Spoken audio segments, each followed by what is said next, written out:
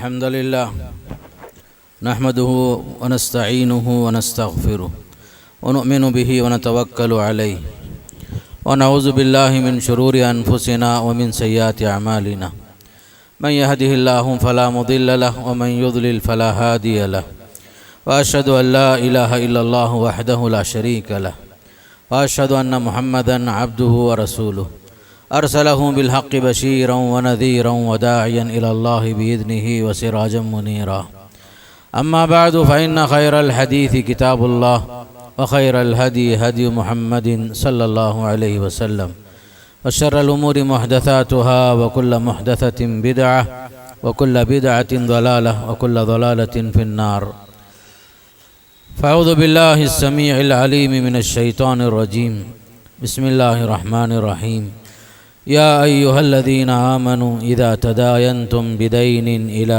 أجل مسمى فاكتبوه عن أبي هريرة رضي الله عنه قال قال رسول الله صلى الله عليه وسلم من أخذ أموال الناس يريد أداءها أدى الله عنه ومن أخذ يريد إتلافها أتلفه الله رواہ البخاری۔ تمام تعریفیں اس اللہ کے لیے جس نے ہمیں اسلام جیسی ایک بڑی دولت سے نوازا، رسول اکرم صلی اللہ علیہ وسلم کی امت میں شامل فرمایا، خیر امت کا لقب عنایت فرمایا۔ درود و سلام ہو اللہ کے نبی صلی اللہ علیہ وسلم پر، آپ کے صحابہ کرام، تابعین اور تبع تابعین سے اللہ راضی ہو۔ اللہ تعالیٰ ان سب کے خدمات جلیلہ قبول فرمائے اور انہیں جنت نصیب فرمائے۔ محترم حضرات، ابھی آپ کے سامنے سورہ بقرہ کی ایک آیت کا کچھ حصہ اور بخاری شریف کی ایک حدیث آپ کے سامنے رکھا۔ سورہ بقرہ میں اللہ تعالیٰ نے فرمایا، یا ایھا الذین آمنوا اذا تداینتم بدین الی اجل مسمى فاکتبوہ، اے ایمان والو، جب تم لوگ آپس میں وقت مقررہ پر قرض کا معاملہ کرو تو لکھ لیا کرو، لکھا پٹی ہونا چاہیے۔ اللہ کے نبی صلی اللہ علیہ وسلم نے ارشاد فرمایا کہ جو شخص لوگوں کا مال لیتا ہے اور واپسی کے ارادے سے لیتا ہے، ادا کرنے کی نیت سے لیتا ہے، تو اللہ تعالیٰ اس کی طرف سے ادائیگی کے اسباب مہیا فرماتا ہے۔ اور جو شخص لوگوں کا مال لے رہا ہے لیکن دینے کا ارادہ نہیں ہے پہلے سے، تو اللہ تعالیٰ اس کے مال کو ضائع کر دیتا ہے فرمایا۔ سورہ بقرہ کی جو آیت ہے، اس آیت سے پہلے بہت سارے احکامات اس صورت میں اللہ تعالیٰ نے نازل فرمائے، خاص کر سورہ بقرہ میں۔ جب آپ صلی اللہ علیہ وسلم مدینہ منورہ تشریف لائے ہجرت کرنے کے بعد، تو مدنی معاشرہ قائم ہوا، احکامات نازل ہوئے، نماز باجماعت کا حکم، جمعے کا حکم، روزہ، زکوٰۃ، حج وغیرہ کی تفصیلات مدینہ میں اللہ تعالیٰ نے آپ صلی اللہ علیہ وسلم پر مختلف احکامات نازل فرمائے۔ خصوصاً جو ہے یہ جس معاشرے میں صحابہ اکرام رضوان اللہ تعالیٰ علیہم رہتے تھے، اس معاشرے میں سودی کاروبار عام تھا۔ لوگ سود پر لینا دینا ایک معمول تھا، پورا معاشرہ جو ہے سود میں ڈوبا ہوا تھا۔ خاص کر مدینہ منورہ میں یہودیوں کا جو ہے خاص کر اس زمانے میں تجارت ہی عام طور پر سودی کاروبار ہی کرتے تھے وہ لوگ۔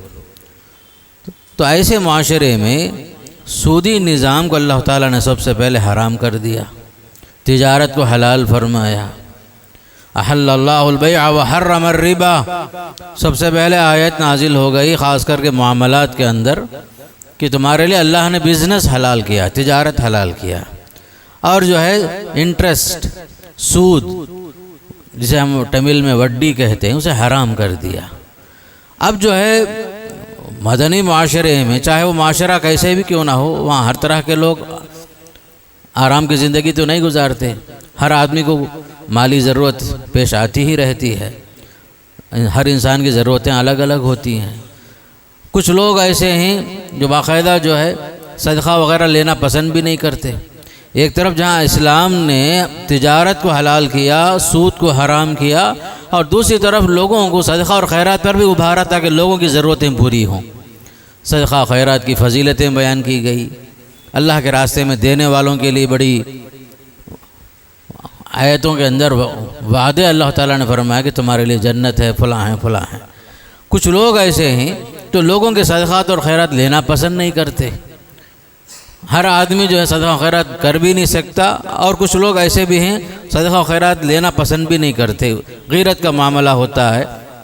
تو ایسے معاشرے میں لوگ جو ہیں مجبوراً قرض لینے پر آمادہ ہوتے ہیں ضرور، تو اس کے لیے اللہ تعالیٰ نے احکامات میں سب سے اہم حکم قرض سے متعلق جو نازل فرمایا، سورہ بقرہ کی آیت پورے قرآن مجید کے اندر سب سے بڑی آیت خاص کر قرض سے متعلق ہی ہے۔ آیت مداینہ کہا جاتا ہے اسے۔ نماز، روزہ، زکوٰۃ، حج، عبادات میں، عقائد میں، معاشرت میں، معاملات کے اندر بے شمار آیتیں تو ہیں، لیکن سب سے بڑی آیت جو نازل ہوئی تفصیل کے ساتھ، احکامات کے ساتھ، وہ آیت ہے قرض سے متعلق، کہ قرض لینے کے اصول کیا ہیں، دینے کے اصول کیا ہیں، قرض لینے والے کو کیا کرنا چاہیے۔ یہ ساری باتیں اللہ تعالیٰ نے سورہ بقرہ کی یہ ایک آیت کے اندر تفصیل سے بیان فرما دیا۔ اور اسی طرح 3 باتیں شروع میں اللہ تعالیٰ نے بیان فرمائی قرض کے معاملے میں۔ سب سے پہلی بات یہ فرمایا کہ عام طور پر قرض لینے کے بعد دینے کے مسائل میں آپس میں جھگڑوں کا امکان رہتا ہے۔ ادائیگی کا وقت آ جاتا ہے کہ آدمی جو ہے دینے میں ٹال مٹول کرتا ہے، جس نے قرض دیا اسے تکلیف ہوتی ہے، اس کی ضرورتیں بھی ہوتی ہیں، آپس میں جو ہے رنجشیں ہوتی ہیں، تعلقات میں بگاڑ پیدا ہوتا ہے۔ تو اسی لیے اللہ تعالیٰ نے اصول بیان فرمایا کہ یا ایھا الذین آمنوا اذا تداینتم بدین الی اجل مسمى فاکتبوہ۔ 3 اصول ہمیشہ یاد رکھو فرمایا۔ قرضوں کے معاملے میں آپس میں جب بھی تم معاملہ کرو، خاص کر کے قرض کا معاملہ، تو پہلا حکم یہ دیا فاکتبوہ، لکھ لیا کرو، قرض چاہے چھوٹا ہو یا بڑا ہو۔ جو بھی چیز آپ آپس میں طے کرتے ہیں، لینے کا، دینے کا، وقت کا، یہ ساری چیزیں پہلے سے کیا ہونا چاہیے؟ تحریر میں ہونا چاہیے، ریٹن میں ہونا چاہیے، لکھ کر رکھنا چاہیے، تاکہ آپ بعد میں لڑائی جھگڑے کی نوبت وغیرہ نہ آئے۔ بطور ثبوت، بطور دلیل آپ پیش کر سکیں کہ میں آپ کو قرض دیا تھا اور آپ مجھے قرض لیے تھے، آپ مجھ سے قرض لیے تھے۔ یہ ساری باتیں جو تحریر میں اگر ہوں گی، لڑائی جھگڑے کا امکان کم سے کم ہو جاتا ہے۔ پہلا حکم آیا فاکتبوہ، لکھ لیا کرو۔ دوسرا اصول یہ بیان فرمایا کہ خصوصاً ایک مدت متعین کر لو، الی اجل مسمى۔ قرض آپ دے رہے ہیں، پہلے سے وقت متعین کر لیجئے، کتنے مہینوں کے لیے آپ دے رہے ہیں، کتنے دنوں کے لیے آپ دے رہے ہیں، تاکہ ادائیگی کے وقت میں آپ مطالبہ کر سکو۔ وقت متعین ہونا چاہیے، دوسرا اصول۔ تیسرا اصول یہ فرمایا کہ گواہ مقرر کر لو، باقاعدہ اس میں گواہ مقرر کرو۔ 2 گواہ ہونا چاہیے مردوں میں سے۔ اگر 2 گواہ مقرر نہیں ہیں، ایک مرد ہے تو 2 عورتیں باقاعدہ گواہ مقرر کر لو، تاکہ جو ہے بطور ثبوت، بطور دلیل آپ پیش کر سکو، لڑائی جھگڑا ختم ہو جائے۔ 3 اصول بڑے اہم اصول۔ لکھ لیا کرو، وقت متعین کر لو، باقاعدہ اس پر گواہ مقرر کر لو۔ 3 اصول بیان ہاں اگر آپ کو لکھنے نہیں آتا ہے تو اس میں یہ بھی فرمایا تو آپ ایسے آدمی سے مدد حاصل کرو جو لکھنا جانتا ہے۔ جو آدمی لکھنا جانتا ہے اسے باقاعدہ آپ جو ہے مدد حاصل کرو۔ چھوٹی باتیں بھی لکھو، بڑی بات بھی لکھو، خاص کر کے انصاف کے ساتھ یہ سارا معاملہ ہونا چاہیے، لڑائی جھگڑا نہیں ہونا چاہیے۔ اللہ تعالیٰ نے بڑے پیارے اصول بیان فرما دیے۔ خصوصاً معاملات کے اندر ہی آدمی جو ہے پرکھا جاتا ہے، امتحان لیا جاتا ہے، اور معاملات کی صفائی سے آدمی کی صحیح ہونے کی دلیل ہو جاتی ہے۔ اسی لیے فرما دیا کہ پہلے خاص طور پر لکھنے کا حکم، وقت متعین کرنے کا حکم، گواہوں کو سامنے رکھو، 2 گواہ مردوں میں سے رکھو۔ اگر 2 گواہ نہیں ہیں، ایک مرد ہے 2 عورتیں، باقاعدہ جو ہے ایک مرد 2 عورتیں، تاکہ جو ہے تمہارا معاملہ صاف صاف ہو جائے۔ پھر اس کے بعد قرض کی ضرورتوں کے ساتھ ساتھ باقاعدہ قرآن اور حدیث کے اندر ضرورت کے موقع پر، جب آدمی کو شدید ضرورت ہو معاشرتی زندگی میں، مختلف حالات میں، تو قرض لینے کی مشروعیت بھی جو ہے قرآن سے اور حدیث سے ثابت ہے۔ خود اللہ کے نبی صلی اللہ علیہ وسلم نے عبداللہ ابن ابی ربیعہ مخزومی رضی اللہ عنہ سے 40,000 آپ نے بطور قرض لیے۔ پھر وقت آیا جب مال آیا تو آپ صلی اللہ علیہ وسلم نے باقاعدہ ان کا قرض ادا فرمایا، قرض ادا کر کے دعا بھی دیے، فرمایا بارک اللہ فی اہلک و مالک، اللہ تمہارے مال میں برکت دے، تمہارے اہل و عیال میں اللہ برکت دے۔ اسے معلوم ہوتا ہے کہ قرض لینے والا جب قرض ادا کرتا ہے تو باقاعدہ اس کے حق میں دعا بھی کرے۔ اللہ کے نبی صلی اللہ علیہ وسلم نے باقاعدہ قرض بھی لیا، قرض کی ادائیگی بھی ہوئی، قرض کی ادائیگی کے ساتھ آپ نے دعا بھی دی۔ اور صحابہ اکرام رضوان اللہ تعالیٰ علیہم کی زندگی میں بھی ہم دیکھتے ہیں باقاعدہ لوگ آپس میں قرض دیتے بھی تھے، قرض لیتے بھی تھے ضرورت کے موقع پر۔ حضرت کعب بن مالک رضی اللہ تعالیٰ عنہ نے ابن ابی حدرد ایک صحابی تھے، ان کو قرض دیا تھا۔ قرض کا مطالبہ ہوا، مسجد میں ہی تھے دونوں، آواز بلند ہو گئی مسجد کے اندر ہی مطالبے کے معاملے میں، قرض کے معاملے میں۔ اتنے میں اللہ کے نبی صلی اللہ علیہ وسلم گھر کے اندر تھے، فوراً باہر تشریف لائے۔ پھر آپ صلی اللہ علیہ وسلم نے معاملہ سمجھنے کے بعد حضرت کعب بن مالک سے اشارتاً فرمایا، اے کعب تم جو ہے ان کا قرض آدھا معاف کر دو، آدھا قرض ان کا معاف کر دو۔ تو حضرت کعب نے کہا یا رسول اللہ آپ کا حکم سرار آنکھوں پر، انہوں نے قبول کر لیا۔ پھر حضرت جو ابن ابی حدرد تھے جنہوں نے قرض لیا تھا ان سے فرمایا اٹھو ان کا قرض ادا کرو، فرمایا۔ مسلم شریف کی حدیث ہے، اللہ کے نبی صلی اللہ علیہ وسلم نے باقاعدہ ابن ابی حدرد سے فرمایا کہ اٹھو اور ان کا قرض ادا کرو۔ اور کعب بن مالک رضی اللہ تعالیٰ عنہ کی حالت جانتے تھے اور ان کی حالت بھی جانتے تھے اللہ کے نبی صلی اللہ علیہ وسلم۔ آپ نے ان سے کہا کہ حضرت کعب سے ان کا آدھا قرض معاف کر دو۔ تو ایسے آپ صلی اللہ علیہ وسلم صحابہ کے جو مسائل جو ہوتے تھے، قرضوں کے مسائل، کبھی اس طرح کی چیز ہو بھی گئی تو آپ فوراً جو ہے اسے سال کرتے تھے، حل کرتے تھے صلی اللہ علیہ وسلم۔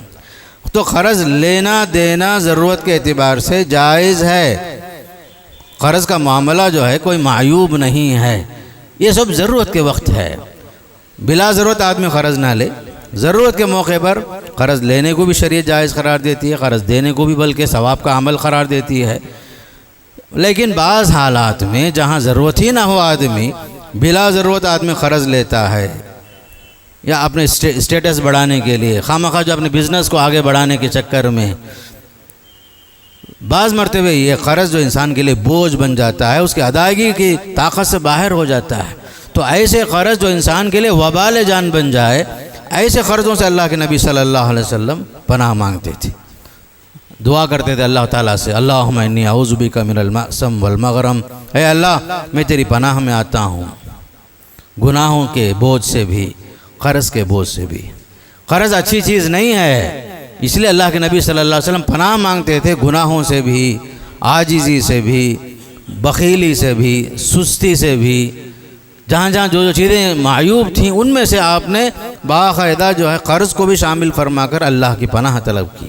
اے اللہ میں تیرے پناہ میں آتا ہوں قرضوں سے، قرضوں کے بڑھ جانے سے، من غلبۃ الدین وقہر الرجال، قرضوں کے بڑھ جانے سے، لوگوں کے ہم پر مسلط ہونے سے، اے اللہ میں تیری پناہ میں آتا ہوں۔ جب آپ صلی اللہ علیہ وسلم سے ایک صحابی نے پوچھا یا رسول اللہ کیا بات ہے، قرض سے آپ اتنا زیادہ جو ہے پریشان ہوتے ہیں، اللہ تعالیٰ سے کثرت سے پناہ طلب کرتے ہیں، کیا وجہ ہے؟ اس کا جواب اللہ کے نبی صلی اللہ علیہ وسلم نے دیا، دیکھو جب آدمی کسی سے قرض لیتا ہے، وقت پر ادا نہیں کرتا، مقروض ہو جاتا ہے، تو آدمی جو ہے مقروض ہونے کے بعد جس کو ادا کرنا ہے قرض، اس کے پاس جب بھی بات کرتا ہے وعدے کرتا ہے، جب وعدے کرتا وعدہ نہیں نبھاتا، وعدہ خلافی کرتا ہے، وعدہ خلافی کر کے پھر جھوٹ بھی بولنا شروع کر دیتا ہے، کئی مصیبتیں ساتھ میں آ جاتی ہیں۔ اس لیے میں جو ہے اس سے پناہ مانگتا ہوں۔ قرض جو اچھی چیز نہیں ہے کہ آدمی جو ہے مجبور ہوتا ہے، قرضوں پر وعدے، قرض کی ادائیگی کے لیے وعدے کرتا ہے، نبھا نہیں سکتا، جھوٹ بولنا شروع کر دیتا ہے، وعدہ خلافی کرنا شروع کر دیتا ہے، تو قرض کے ساتھ یہ ساری مصیبتیں آتی ہیں۔ اس لیے اللہ کے نبی صلی اللہ علیہ وسلم کثرت سے پناہ مانگتے تھے۔ بلکہ محدثین رحمہم اللہ فرماتے ہیں کہ قرض لینا، بلا ضرورت قرض لینا ایک معیوب عمل ہے، ناپسندیدہ عمل ہے، کہ بلا ضرورت لوگوں سے قرض لینا، قرض کی عادت بنا لینا اچھی چیز نہیں ہے۔ اسی وجہ سے آپ صلی اللہ علیہ وسلم اس سے پناہ مانگتے تھے۔ ضرورت پر لینا الگ چیز ہے، لیکن بلا ضرورت لینا، آدمی کو ضرورت ہی نہ ہو، یہ چیز ناپسندیدہ۔ پھر اسی طرح قرض دینے کی طاقت ہی نہیں، ہم اتنا قرض لے رہے ہیں، ہم ہیں 50,000 روپے تک کسی کے پاس قرض لے کر ادا کر سکتے ہیں، لیکن 50,000 کی طاقت سے بڑھ کر ہمارے پاس طاقت نہیں، ہم 2 لاکھ روپے لوگوں سے قرض لیتے ہیں۔ باقاعدہ جو ہے آدمی لون پر لون لیتا ہے یہاں سے وہاں تک، اور اس کے پاس ادا کرنے کی طاقت بھی نہیں ہے، پراپرٹی بھی نہیں ہے، جائیداد بھی نہیں ہے، پھر بھی اس کے باوجود قرض لے رہا ہے۔ کس بنیاد پر لے رہا ہے آدمی قرض؟ تو ایسی صورت میں ہی یہ قرض لینا ناپسندیدہ عمل ہے۔ اسی وجہ سے آپ صلی اللہ علیہ وسلم پناہ مانگتے تھے، حالانکہ ضرورتاً آپ نے قرض بھی لیا، لیکن پناہ جو مانگ رہے ہیں کہ ایسی حالت پیدا نہ ہو جائے کہ آدمی اپنے بس سے باہر ہو، طاقت سے بڑھ کر قرض لے لے، مجبور ہو جائے آدمی، یہاں تک اپنا گھر بیچنے پر مجبور ہو جائے، یہ صورت نہ ہے۔ اپنی جائیداد بیچنے پر مجبور ہو جائے، یہ صورت نہ ہو۔ اس لیے اللہ کے نبی صلی اللہ علیہ وسلم جو ہے قرض سے معاملے میں پناہ مانگتے تھے۔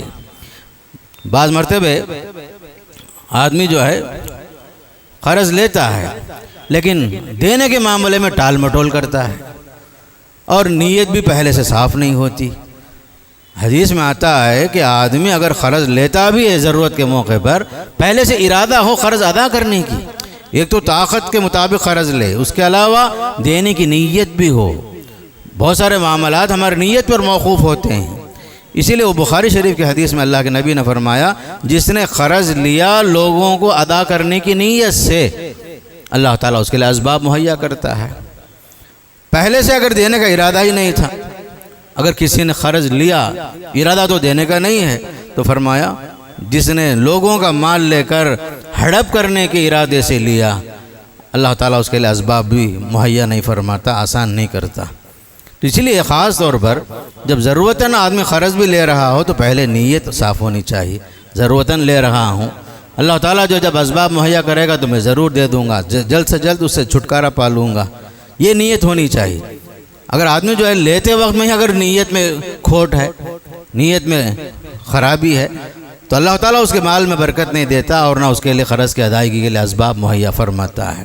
اسی لیے ایک حدیث یہ بھی آتی ہے، اللہ کے نبی صلی اللہ علیہ وسلم نے فرمایا، ایک آدمی کا معاملہ قیامت کے دن پیش ہوگا، وہ بہت سارے نیکیوں کے ساتھ آتا ہے، یہاں تک کہ اس نے جہاد بھی کیا، اللہ کے دشمنوں کو قتل بھی کیا۔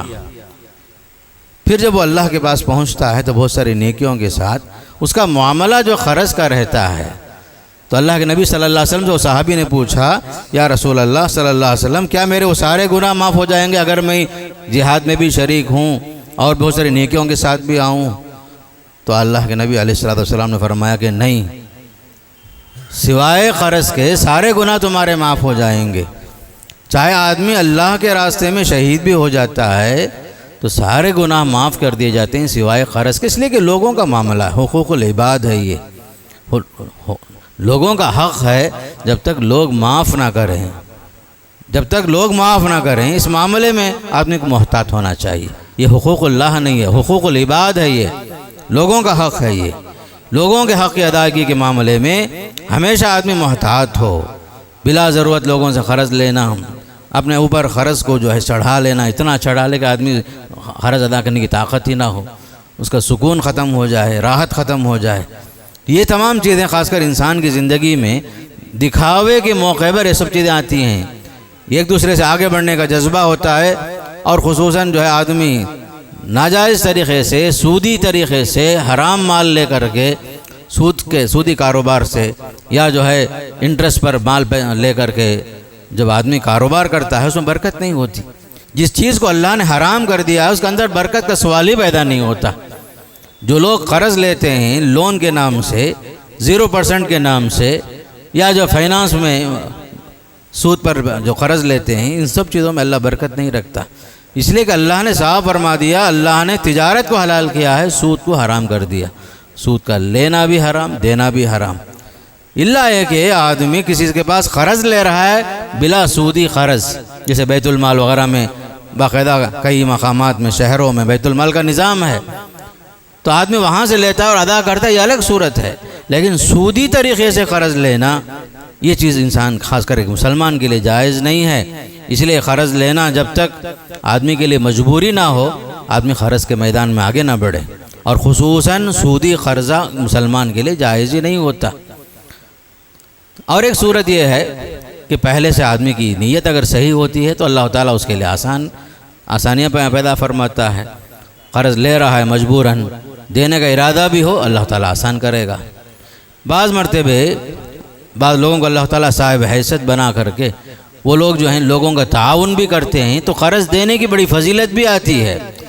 جہاں سود حرام کیا گیا تو دوسری طرف جو ہے اہل خیر حضرات کو بڑی ترغیب بھی دی گئی کہ لوگوں کی ضرورت پر کام آؤ۔ شریعت نے جو ہے صرف ایک معاملہ نہیں کیا، جہاں سودی کاروبار کو حرام قرار دیا تو دوسری طرف اہل خیر حضرات سے فرمایا کہ تم جو لوگوں کے کام آؤ، اگر تم دنیا میں کسی مصیبت زدہ انسان کی مصیبت کو کم کرو گے، اللہ تعالیٰ قیامت کی مصیبتیں آپ سے کم کر دے گا فرمایا۔ خاص کر قرض دینے کی بڑی فضیلت آئی حدیث میں، خاص کر صاحب خیر جن کے پاس اللہ نے دولت دیا ہے، وہ لوگوں کا تعاون کر سکتے ہیں۔ ایسے لوگوں کے لیے فرمایا کہ جو آدمی قرض دیتا ہے گویا کہ وہ صدقہ کرنے کے برابر ہے فرمایا۔ ایک حدیث میں اللہ کے نبی نے فرمایا ان السلف یجری مجرا شطر الصدقہ، کہ قرض جو ہے آدھے صدقے کے برابر ہے فرمایا۔ لوگوں کا تعاون کرنا، لوگوں کے ساتھ ہمدردی کا معاملہ کرنا، دینے میں، لینے میں، قرض کے مطالبے میں، ہر چیز میں سہولت پیدا فرمانا، تو ایسے لوگوں کے لیے باقاعدہ جنت میں داخلے کی خوشخبری دی گئی، خاص کر کے ایسے لوگوں کے لیے جو لوگ خاص کر سہولت کے ساتھ برتاؤ کرتے ہیں، ہر معاملے میں نرمی کا معاملہ کرتے ہیں، قرض دینے میں بھی، قرض لینے میں بھی، قرض وصول کرنے میں بھی۔ تو خاص کر کے شریعت جو ہے دونوں طرف سے، ایک طرف بلا ضرورت قرض لینے سے باقاعدہ لوگوں کو روکا جا رہا ہے اور باقاعدہ پناہ مانگنے کے لیے کہا جا رہا ہے کہ قرض سے پناہ مانگو، قرض سے پناہ مانگو، اور دوسری طرف کہا جا رہا ہے کہ بھائی اپنے بھائی کی مدد کرو۔ جو آدمی اپنے بھائی کی مدد کرتا ہے اللہ تعالیٰ اس کی مدد میں لگا رہتا ہے۔ جو آدمی اپنے بھائی کی مدد میں لگا رہتا ہے اللہ تعالیٰ اس کی مدد میں لگا رہتا ہے۔ واللہ فی عون العبد ما دام العبد فی عون اخی، اگر بندہ اپنے بھائی کی مدد کرتا ہے اللہ اس کی مدد میں لگا رہتا ہے فرمایا۔ بلکہ ایک حدیث میں آیا ہے دخل رجل الجنہ، ایک آدمی جنت میں داخل ہوا، فرأى مکتوبا علی بابها، اس نے دیکھا جنت کے دروازے پہ لکھا ہوا ہے الصدقۃ بعشر امثالها، کہ صدقہ و خیرات کرنے سے 10 گنا ثواب ملتا ہے۔ اگر آپ ایک حصہ اگر آپ دے رہے ہیں تو 10 گنا اللہ آپ کو دے رہا ہے نیکیاں، اجر اور ثواب۔ والقرض ب18، لیکن قرض اگر آپ دیتے ہیں تو فرمایا کہ 18 گنا بڑھ کر آپ کو ثواب ملے گا فرمایا۔ گویا کہ کسی کا تعاون کرنا، مدد کرنا، مصیبت کے وقت میں کام آنا، گویا کہ 18 گنا ثواب حاصل کرنے کے برابر ہے فرمایا صلی اللہ علیہ وسلم نے۔ بلکہ ایک حدیث میں تنگ دست انسان کو مہلت دینے کی فضیلت بیان فرمائی اللہ کے نبی صلی اللہ علیہ وسلم نے، من انذر معسرا فلہ بکل یوم مثلہ صدقہ، کسی انسان نے کسی ضرورت مند انسان کو، تنگ دست انسان کو، ایک غریب انسان کو مہلت دیا تو روزانہ جو ہے جتنا وہ مہلت دے رہا ہے تو اس کے برابر اس کے لیے صدقے کا ثواب مل جاتا ہے۔ جس طرح ایک آدمی جو ہے صدقہ کرے گا وہ ثواب جو ہے اسے قرض دے کر مہلت دینے والے کے لیے فرمایا کہ یقیناً اسے ثواب ملے گا۔ گویا کہ قرض دینا، ضرورت پر ایک انسان کا تعاون کرنا، صدقے کے ثواب کے برابر، یہ بھی شریعت جو ہے اسے رہنمائی کرتی۔ اور دوسری طرف جو حضرات قرض لیتے ہیں ان سے کہا جا رہا ہے کہ قرض ادا کرنے کی پوری کوشش کرو، یہ بھی ایک امانت ہے۔ فرمایا ان اللہ یأمرکم ان تؤدوا الامانات الی اہلہا، اللہ تعالیٰ تمہیں تاکیدی حکم دے رہا ہے کہ تم لوگوں کی امانت واپس کر دو، جو آپ نے لیا ہے لوگوں سے فوراً ادا کر دو۔ قرض کی ادائیگی میں تاخیر نہیں ہونی چاہیے۔ قرض یہ بھی ایک لوگوں کا حق ہے، جیسا آپ لیے ہیں ویسا آپ کو دینا بھی چاہیے فرمایا۔ بلکہ وہ حدیث جو بخاری کے شروع میں جو بیان فرمایا گیا، جس نے لینے کی نیت سے قرض ادا کرنے کی نیت سے قرض لیا ہے خود اللہ تعالیٰ اس کے لیے اسباب مہیا کرتا ہے فرمایا۔ تیسری ایک حدیث ہے، آپ صلی اللہ علیہ وسلم نے فرمایا ان خیار الناس احسنهم قضاء، لوگوں میں سب سے اچھے لوگ، بہترین لوگ کون ہیں؟ جو قرض کی ادائیگی میں اچھے ہوتے ہیں۔ قرض ادا کرتے ہیں، ہر حال میں جو ہے لکھا ہوا معاملہ ہے، باقاعدہ قرض ان کے پاس لکھا ہوا ہے اور جلد سے جلد ادا کرتے ہیں اور اچھے طریقے سے ادا کرتے ہیں، ایسے لوگوں کے لیے باقاعدہ خوشخبری دی گئی کہ اچھے لوگ وہ ہوتے ہیں۔ بلکہ وعید کے طور پر وہ حدیث کافی ہے کہ جو لوگ قرض لیتے ہیں، قرض ادا نہیں کرتے، پھر اس کے ساتھ قرض کے ساتھ ہی وفات پا جاتے ہیں۔ آپ صلی اللہ علیہ وسلم کے دور میں ایک جنازہ لایا جاتا ہے، آپ صلی اللہ علیہ وسلم نماز جنازہ پڑھانے سے پہلے پوچھتے ہیں کیا بھائی اس کا کچھ قرض وغیرہ کچھ ہے کیا؟ تو کہا جاتا ہے ہاں وہ مقروض ہے اللہ کے رسول، اس کے اوپر قرض ہے۔ تب آپ فرماتے ہیں صلو علی صاحبکم، میں تو نماز نہیں پڑھاتا اس مقروض آدمی کا، تم لوگ اپنے ساتھی کی نماز پڑھ لو۔ اللہ کے نبی صلی اللہ علیہ وسلم ایک مقروض انسان کے جنازے کو نماز جنازہ پڑھانے سے پیچھے ہٹ جاتے ہیں۔ اتنے میں ایک صحابی اٹھے کہ یا رسول اللہ اس کا قرض میرے اوپر ہے، آپ نماز پڑھائیے۔ تو آپ صلی اللہ علیہ وسلم آگے بڑھے، نماز پڑھائے۔ کتنا معاملہ سنگین ہے کہ لوگ جو ہیں قرضوں کے ساتھ دنیا سے جا رہے ہیں۔ باقاعدہ جو ہے جہاں جہاں نماز جنازہ ہوتی ہے پہلے اعلان ہونا چاہیے، اس کے وارثین کو اس میت کی طرف سے قرض کی ادائیگی کا اعلان ہونا چاہیے، چاہے اس کے بھائی ہوں، چاہے اس کے اولاد ہو، یا اس کے کوئی بھی قریبی رشتہ دار ہوں۔ تو کسی بھی انسان کے جنازے کو دفنانے سے پہلے، نماز پڑھانے سے پہلے اعلان ہو جائے۔ بعض جگہ ہوتا ہے اس کا اہتمام، خود اولاد آگے بڑھ کے بولتی ہے کہ جو جن کا جو بھی قرض ہے ہمارے پاس آپ رجوع کیجئے، ہم جو ان کا قرض ادا کر دیں گے۔ تو ہر آدمی باقاعدہ جو ہے لکھ کر رکھنا، یہ تو پہلے سے ہے ہی معاملہ۔ اگر ولو بالفرض معاملہ جو ہے قرض ہے پہلے سے، ان کے وارثین کا ذمہ ہے کہ آگے بڑھ کر کے قرض کی ادائیگی کے لیے کوشش کریں۔ جس طرح ہم لوگ میت کے چھوڑے ہوئے مال کے لیے وارث بننے کے لیے آگے بڑھتے ہیں، تو میت کا قرضہ ادا کرنے کے لیے بھی تو آگے بڑھنا چاہیے۔ اگر کچھ قرض چھوڑ کے جا رہا ہے تو وہ بھی حق ہے وارثوں کا، صرف چھوڑے ہوئے مال میں ہی وارث جو حقدار نہیں ہے، قرض اگر ہے تو قرض کی ادائیگی ان کا معاملہ ہے۔ حضرت عمر رضی اللہ تعالیٰ عنہ کی جب شہادت ہوئی، وفات سے پہلے اپنے فرزند ابن عمر سے کہتے ہیں میرا فلاں فلاں فلاں قرض ہے بیٹا، تم جو ہے اس کی ادائیگی کر دو، اپنے خاندان والوں سے جمع کرو، اگر تم سے نہیں ہوتا ہے فلاں فلاں سے قرض لے کر کے ہمارا قرض ادا کرو۔ باقاعدہ جو ہے آپ نے وصیت فرمائی ابن عمر رضی اللہ تعالیٰ عنہما کو۔ یہ قرض بہت اہم چیز ہے۔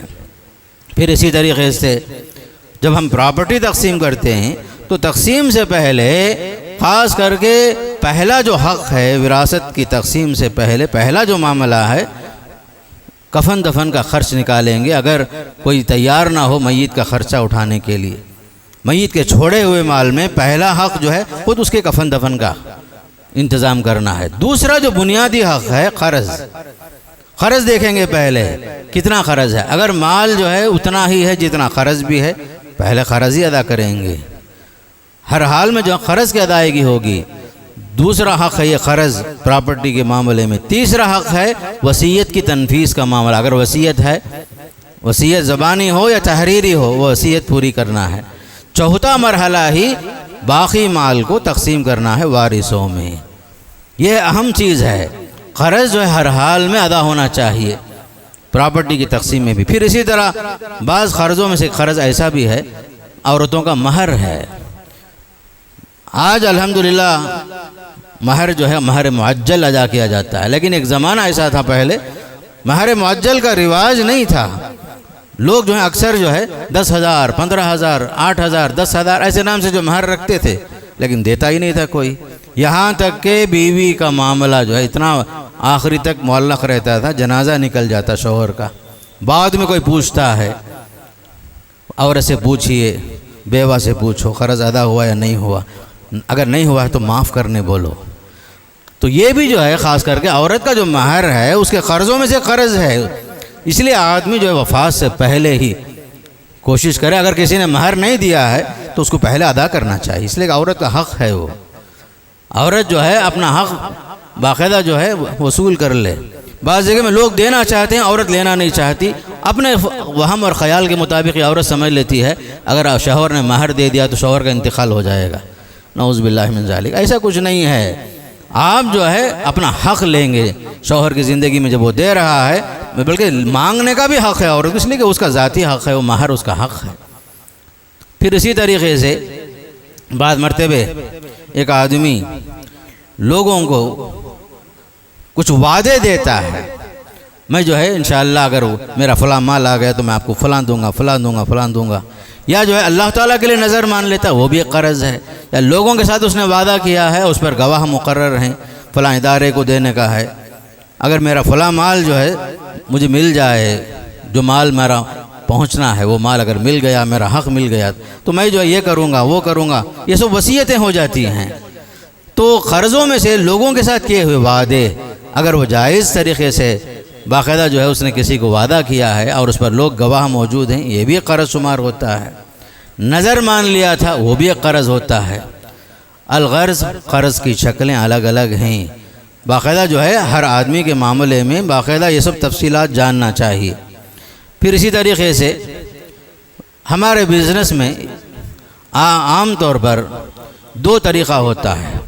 ہمارا جو معاملہ جو چل رہا ہے دکانوں میں، لین دین میں، کیش دے کر ہم سودا خرید لیتے ہیں، چیز خرید لیتے ہیں، یہ ایک معاملہ ہے۔ بعض مرتبہ ہمارے پاس کیش نہیں ہوتا، کوئی گھر لینا ہے، کوئی گاڑی لینا ہو، تو ہم جو انسٹالمنٹ میں لیتے ہیں، انسٹالمنٹ میں بھی جو ہے ہمارا معاملہ چلتا ہے۔ یہ دونوں صورتیں جائز ہیں۔ مثال کے طور پر جو ہے یہ جو فین ہے 400 روپے میں کیش میں خرید لیتا ہوں، اگر میرے پاس پیسے نہیں ہیں تو یہی فین جو ہے دکان والا مجھے 500 روپے میں دے رہا ہے، میں کہتا ہوں کہ مہینے کے بعد دوں گا، 2 مہینے کے بعد دوں گا، یا میں ماہانہ قسط ادا کر دوں گا۔ انسٹالمنٹ میں ہوتا ہے، فوراً کیش بھی ادا کرتے ہیں، اس کی قیمت فوراً کم ہوتی ہے۔ آپ جو انسٹالمنٹ میں لیتے ہیں چیز کو تو یقیناً جو ہے اسی چیز کی قیمت بڑھ جاتی ہے۔ تو باقاعدہ علماء حضرات جو ہیں اور حدیثوں کی روشنی میں اس بیع کو بھی، اس تجارت کو بھی جائز قرار دیے ہیں کہ ہر آدمی کے پاس کیش نہیں ہوتا، باقاعدہ جو ہے کچھ لوگ کیش دے کر خریدتے ہیں، کچھ لوگ جو ہیں باقاعدہ قرض میں لیتے ہیں۔ تو قرض میں لینے کی صورت میں تاجر جو ہے چیز کی قیمت بڑھا دیتا ہے، 2 مہینے کے بعد ادا کروں گا، 6 مہینے میں ادا کروں گا، قسط وار ادا کروں گا، چیز کی قیمت ہے بڑھ جاتی ہے، یہ بھی جائز ہے۔ اللہ کے نبی صلی اللہ علیہ وسلم نے ایک یہودی سے کچھ غلہ آپ نے خریدا تھا، اپنا جنگی لباس اس کے پاس رہن میں رکھ کر خریدے تھے صلی اللہ علیہ وسلم۔ وہ زمانے میں بھی یہ رواج تھا، فوراً اگر آپ ادا کرتے ہیں تو اس کی قیمت یہ، اگر آپ جو تاخیر سے ادا کریں گے کیش، اس کی قیمت بڑھ جاتی ہے۔ تو علماء نے ان احادیث کی روشنی میں باقاعدہ جو ہے نیٹ کیش کے ساتھ جو رواج ہے وہ بھی جائز ہے، اور جو ہے انسٹالمنٹ کے ساتھ چاہے 2 قسطوں میں، 3 قسطوں میں، جیسے آپ کی سہولت ہے آپ وہی چیز خریدتے ہیں اور اس کی قیمت بڑھ جاتی ہے تاجر کے پاس، تو وہ بھی چیز جائز ہے۔ ہر آدمی کے پاس پیسے نہیں ہوتے، ہر آدمی جو ہے فوراً ادا نہیں کر سکتا، لیکن یہ ایک صورت ہے جس میں بچنا چاہیے کہ اگر کوئی تاجر آپ سے یہ کہہ رہا ہے کہ آپ فائنانس سے جو ہے ہمارا کانٹیکٹ کرو، ہم جو ہے فائنانس کی بنیاد پر لیں گے، ایسا نہیں، تاجر سے ہی اسی چیز کو اسی وقت میں نیٹ کیش کے ساتھ یہ چیز آپ کے لیے یہ قیمت ہے، اور تاخیر کے ساتھ آپ ادا کریں گے، انسٹالمنٹ میں ادا کریں گے، اس کی قیمت یہ ہے۔ آپ کا معاملہ صرف ہمارا اور آپ کا تاجر کے ساتھ معاملہ ہو، تیسرا کوئی جو ہمارا جو ضامن نہ ہو، جیسے فائنانس وغیرہ بیچ میں داخل ہوتے ہیں، یہ چیز نہیں ہونا چاہیے۔ خود تاجر اپنی چیز کو اپنی مرضی سے قیمت بڑھاتا ہے یا گھٹاتا ہے، وہ اس کا مالک ہے، اپنی چیز کے اعتبار سے اسے اختیار ہے، لیکن تیسرا تھرڈ پارٹی درمیان میں کوئی سودی طور پر آپ کو سود میں قرض دے رہا ہے اور درمیان میں وہ داخل ہو رہا ہے، وہ چیز نہیں ہونا چاہیے، تاکہ ہمارا معاملہ بغیر سود کے ہو۔ چیز کی جو بھی قیمت لگے گی تاجر متعین کرے گا، اور قیمت آپ ادا کر رہے ہیں اور انسٹالمنٹ میں ادا کر رہے ہیں، تاجر کے ساتھ معاملہ ہو، تھرڈ پارٹی درمیان میں جو ہے آپ کا ضامن نہ ہو اور وہ آپ کا کفیل نہ ہو۔ ایسی صورت میں جو دونوں جو تجارتیں ہیں جائز ہو جاتی ہیں۔ الغرض بتانے کا مقصد یہ ہے کہ معاملہ جہاں تک ہو آدمی قرض سے بچنے کی کوشش کرے۔ قرض اچھی چیز نہیں ہے۔ قرض سے جس وجہ سے پناہ مانگے تھے اللہ کے نبی صلی اللہ علیہ وسلم، آدمی مجبور ہو جاتا ہے، مقروض ہونے کے بعد مجبور ہو جاتا ہے آدمی، جھوٹ پر جھوٹ بولتا ہے، وعدے خلافی کرتا ہے، اور اس کے ساتھ اس کا معاملہ جو ہے خصوصاً لین دین کے معاملے میں وعدہ خلافی کی وجہ سے مجروح ہو جاتا ہے آدمی. اس لیے خصوصاً بزنس کے جو سارے معاملات ہیں صاف صاف ہونا چاہیے. اسی لیے تو قرآن کہتا ہے صاف صاف یا ایھا الذین آمنوا اذا تداینتم بدین الی اجل مسمى فاکتبوا. اگر قرض کا معاملہ بھی درپیش ہو تو تم باقاعدہ جو اس معاملے کو لکھ لو پہلے سے. لڑائی کی نوبت نہ آئے, جھگڑے کی نوبت نہ آئے, وقت متعین کر لو. آپ معاملہ جو ہے لکھنے کے ساتھ ساتھ وقت متعین ہونا چاہیے کب دیں گے آپ. تیسرا اہم معاملہ جو ہے گواہ مقرر کر لو. گواہ مقرر کر لو. اگر ہمارے سارے معاملات کے اندر یہ تینوں اصول اگر پائے جاتے ہیں تو معاشرے کے اندر خاص کر کے سوسائٹی کے اندر جو ہے کسی طرح کی کوئی لڑائی جھگڑے کی بات نہیں ہوگی. قرآن جو کہتا ہے صاف صاف باتیں کہ جو ہے آپ یہ کہیں کہ مجھ پر اعتماد نہیں ہے, کہ آپ کو بھروسہ نہیں ہے, یہ سب کوئی بات زبانی بات نہ ہو. صاف بات ہے. معاملہ چھوٹا ہو یا بڑا, قرض چھوٹا ہو یا بڑا, قرض ہی ہوتا ہے. قرآن کہتا ہے لکھ لو اسے, وقت متعین کر لو, اس پر گواہ مقرر کر لو. اور دوسری طرف کہا جا رہا ہے کہ بلا ضرورت قرض نہ لو. بلا ضرورت قرض نہ لو. محض اپنے اسٹیٹس بڑھانے کے لیے, اپنی شان بڑھانے کے لیے, مقروض ہونے کے لیے آدمی جو مقروض ہو جائے اچھی چیز نہیں ہے. اسی لیے اللہ کے نبی صلی اللہ علیہ وسلم پناہ مانگتے تھے, اللہم انی اعوذ بک من المأثم والمغرم. یا وہ اور ایک دعا اللہم انی اعوذ بک من غلبۃ الدین وقہر الرجال وشماتۃ الاعداء وغیرہ جو ہے بلا وجہ میں مقروض ہو جاؤں, اے اللہ مجھے تو اس سے بچا لے. خاص کر کے انسان کی زندگی میں قناعت ہونی چاہیے. قناعت ہونی چاہیے. مقروض ہونے سے بچنے کے لیے سب سے اہم چیز آدمی جو بھی اللہ دیا ہے قرض سے بچنے کے لیے اپنے موجودہ چیز سے راضی ہو جائے. اللہ جس حالت میں بھی رکھا الحمدللہ الحمدللہ.